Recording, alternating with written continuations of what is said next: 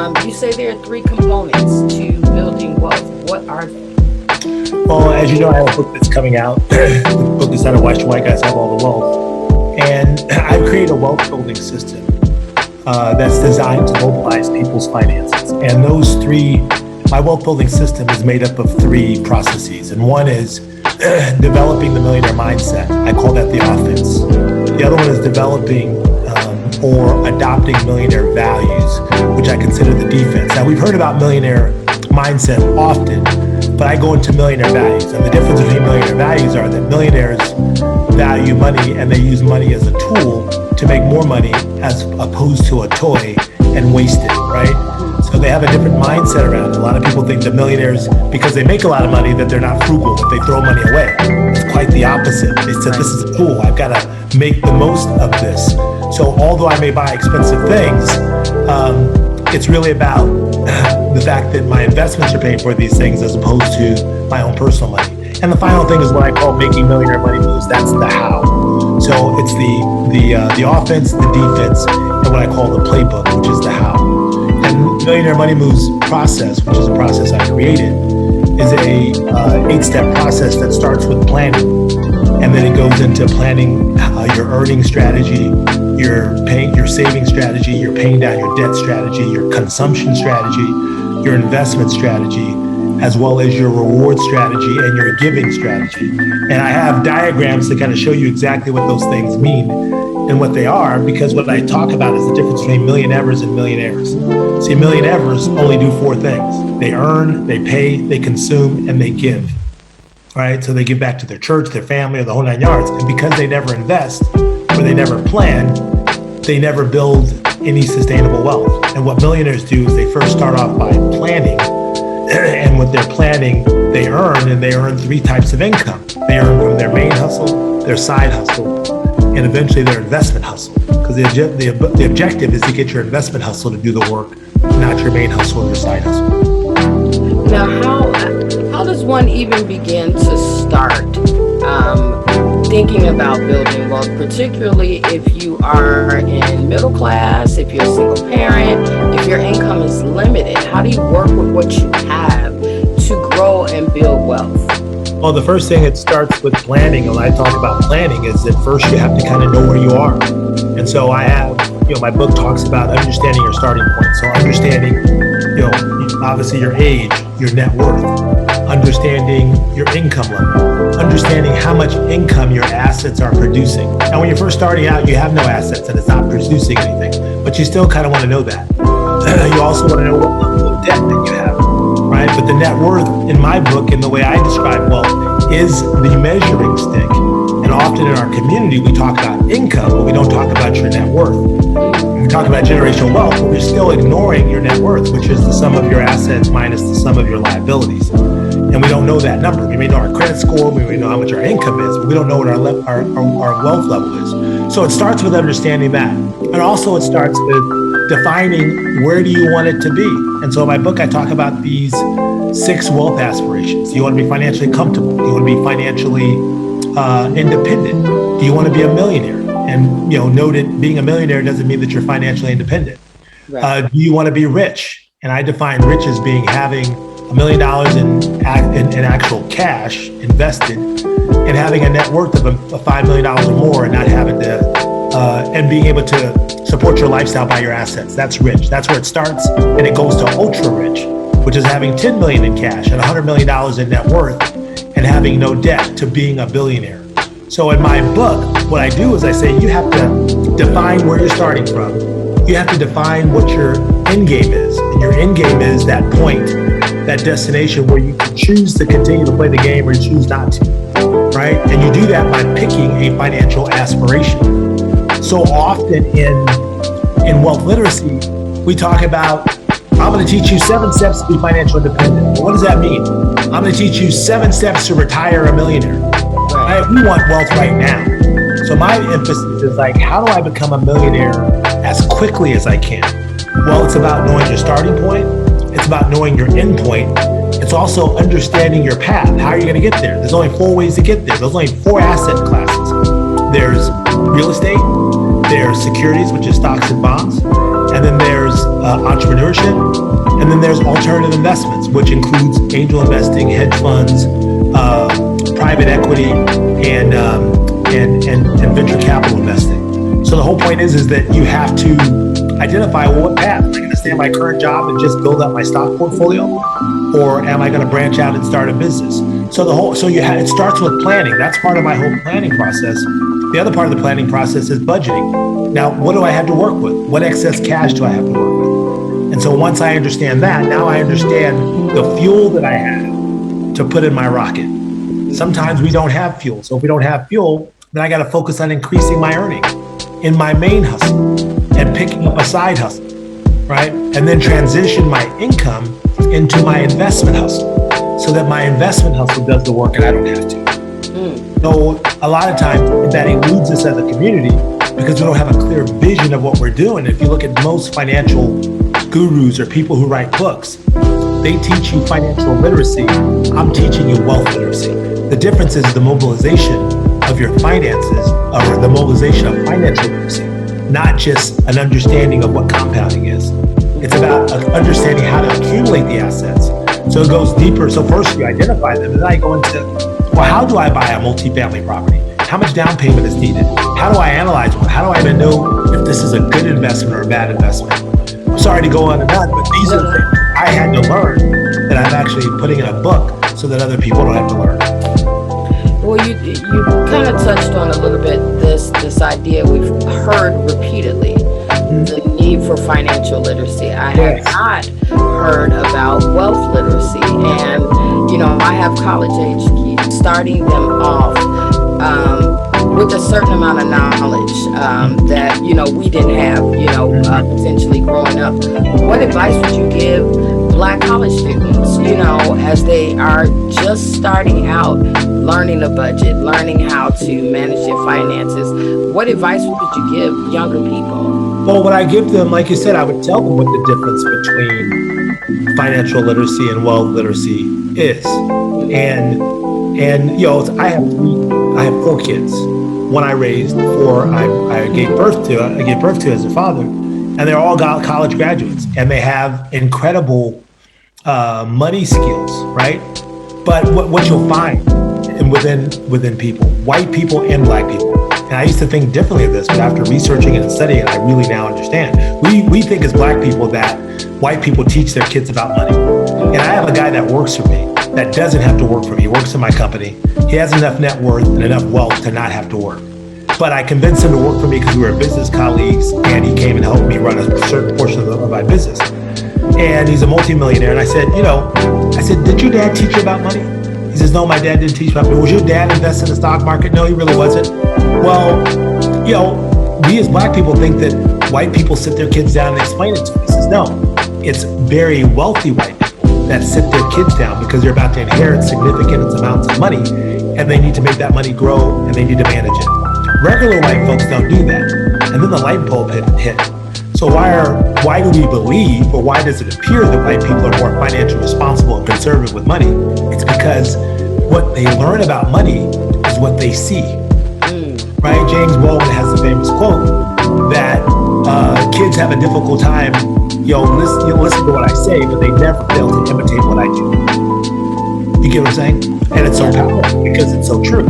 So what happens in a Black household, if we were lucky enough to have our father in the home, then maybe we saw some good examples like I did, right? My father was a great example, right? He didn't teach me much, but I just saw it. I saw him going down and looking at the stock thing in the newspaper and buying stocks.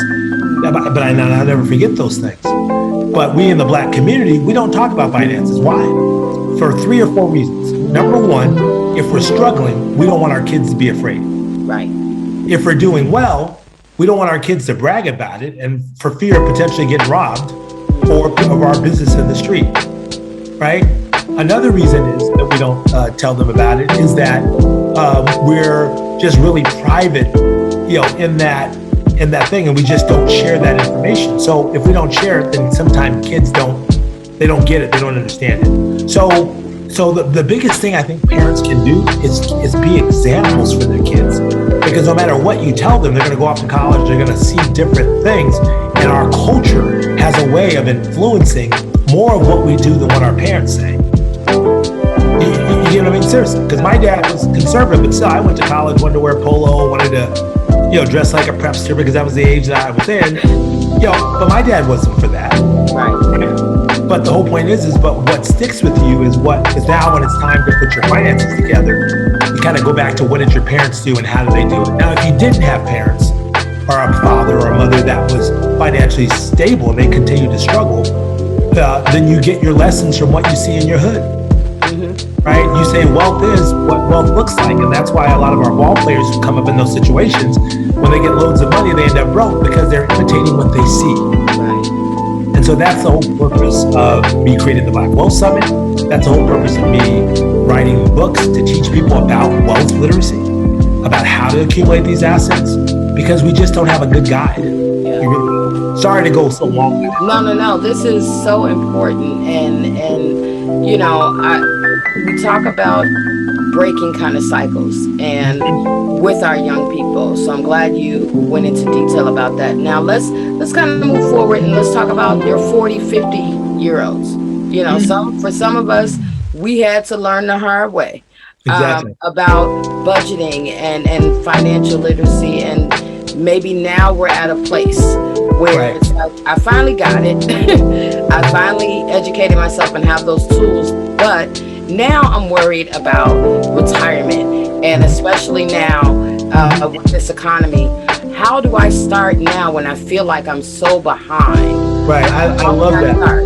I love that. What's interesting about this, because I really go deep in my book about mindset and value set, because that's the heart of it, right? If you fix the mindset and the value set, it's just a matter of time, because the name of the game with wealth is consistency over time.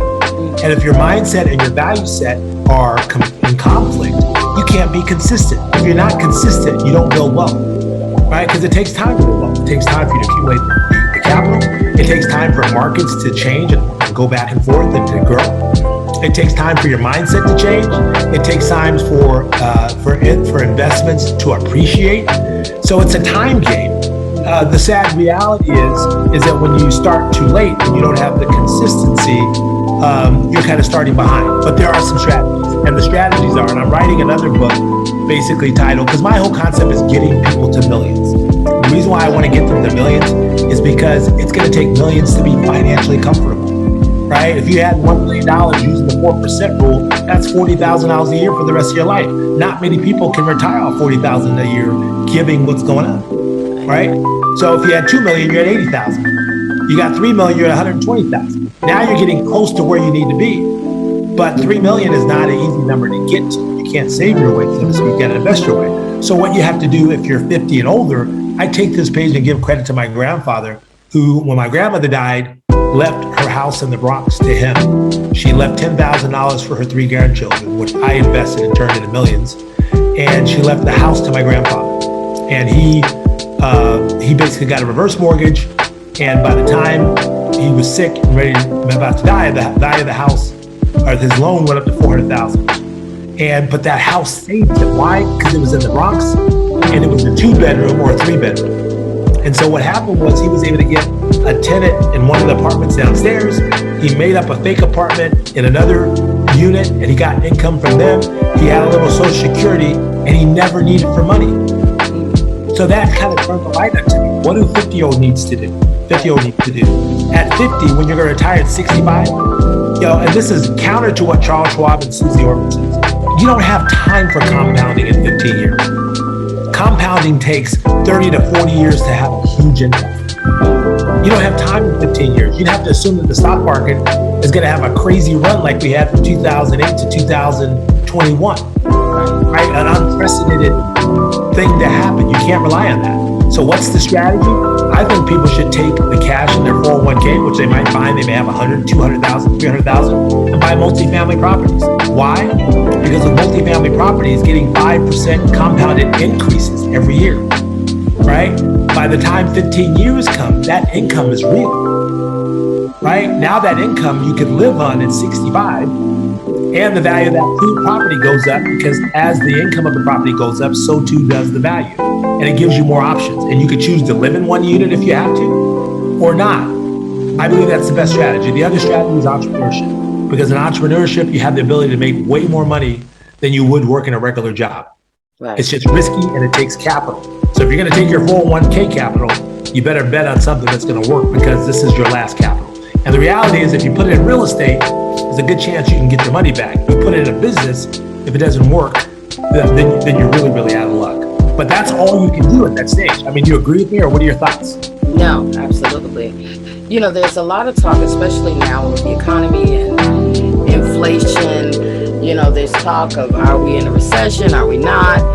What advice would you give to families to be prepared financially for potential recession and for these rising cost of everything across the board? What are some very practical tips that people can start doing right now to prepare themselves, you know, for potential recession? Right. The reality is, I believe we're in a recession, or we're real close to one, and it feels like a recession, right?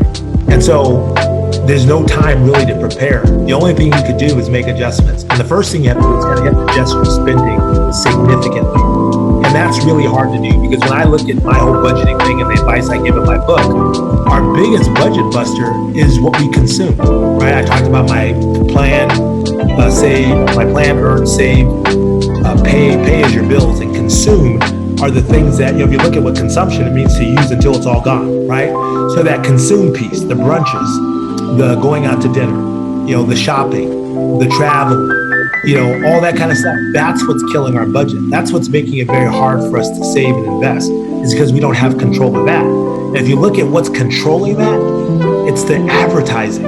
It's the rich people with assets advertising to you, telling you that you need their stuff in order to feel adequate. And we're fighting against that huge marketing engine. And that's what makes it so hard. Yeah. And it's on our phone, and it's on our computers, and it's in our churches, it's in the people we associate with. And that is, and it's in our culture, right? And that's the thing that's like holding us all back, whether or not we're in a recession or not. But the name of the game is, you got to cut back as best as possible. And then, to the lowest levels possible. Take your lunch to work. You know, minimize how much money you spend on gas. Minimize how much you go out. You know, eat more at home. And then take those savings and start investing. And investing in a solid portfolio.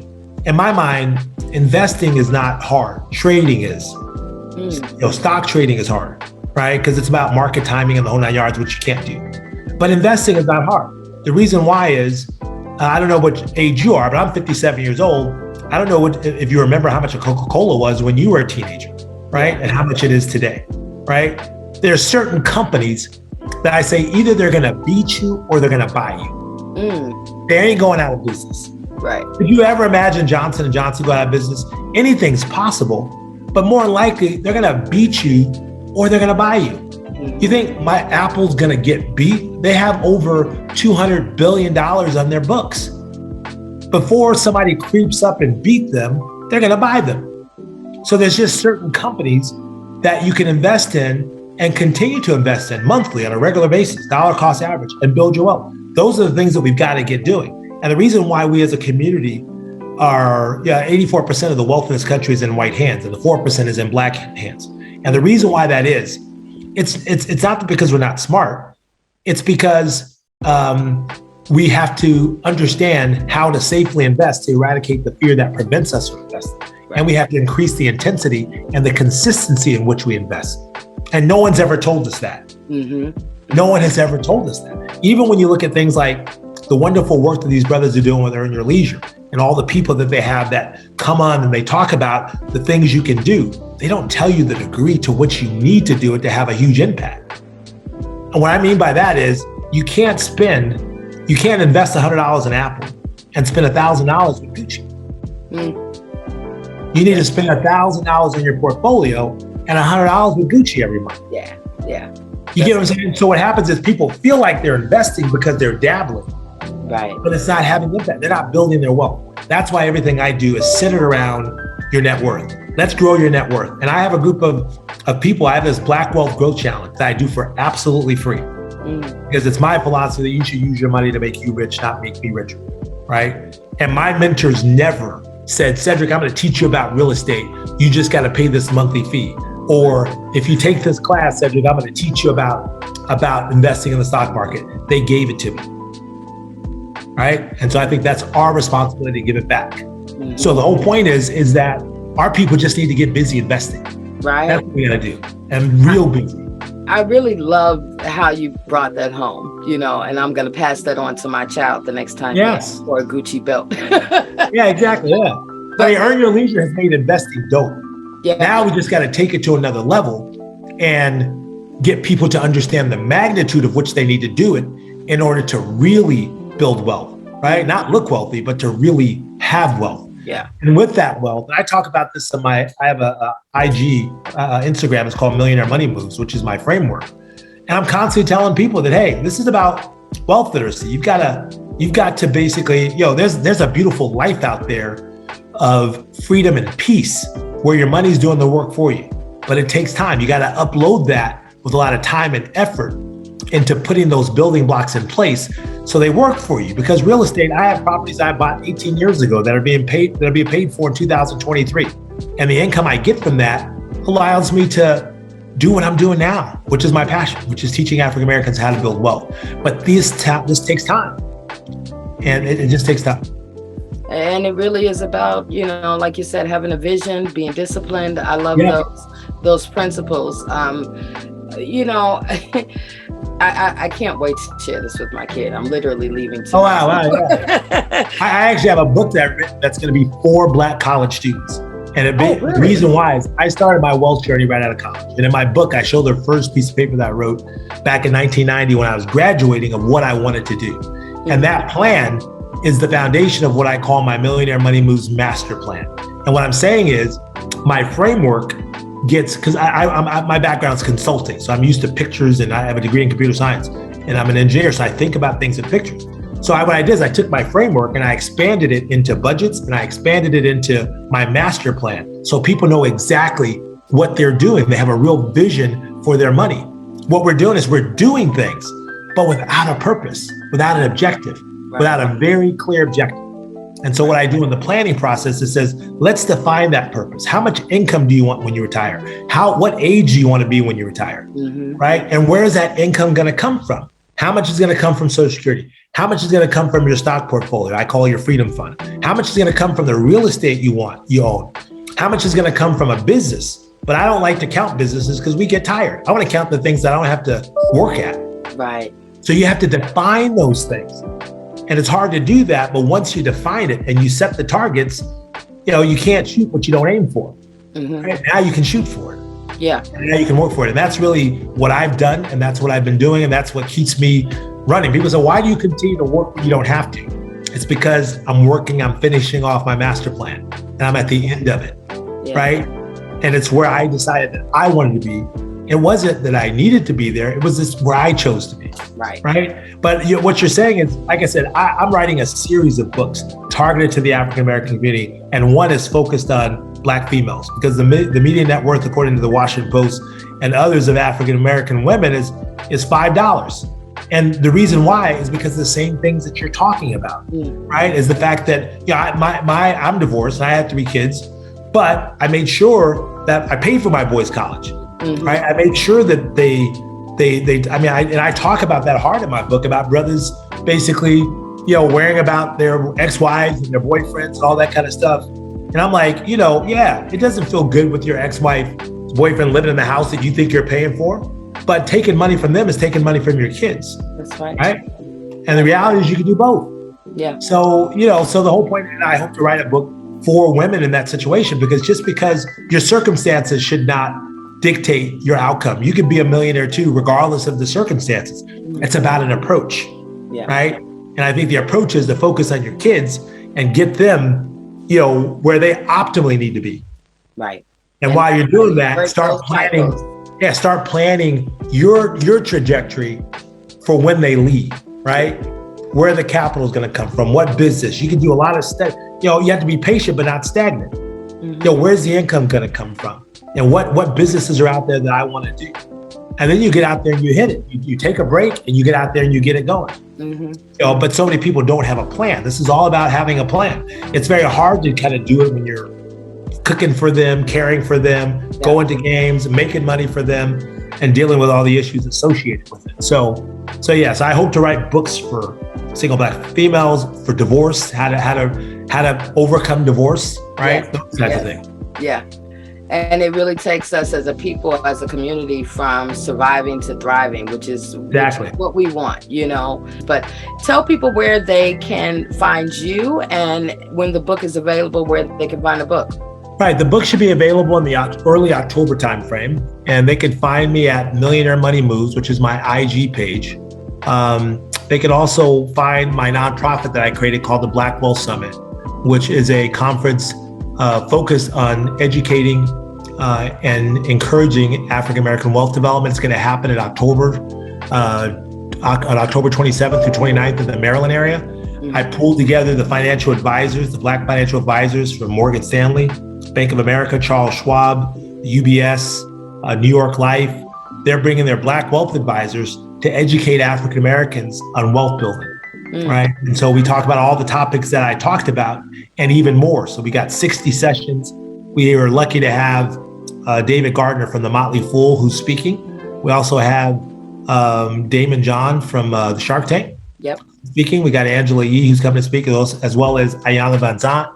And we're working on a couple of others that are our headliners. But these are guys that are in some of my network, like my estate planner. It's a white guy, but he's coming to talk about wills and trusts and how to do it. We're bringing credible. These are people that are super credible in their space that are speaking. I have a guy that I invest with who's got 14,000 apartment doors, and he has a syndication, and he's teaching how to build apartment syndications, how to build these investment groups. This guy buys, $40 to $60 million apartment buildings and raised $20 million in 2 days. He has an investment network where, in groups of 100,000, 500,000 to $1 million, he raises enough capital, and he owns 14,000 doors.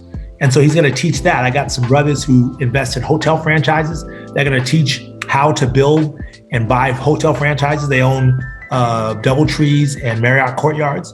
I got a brother who's doing public storage.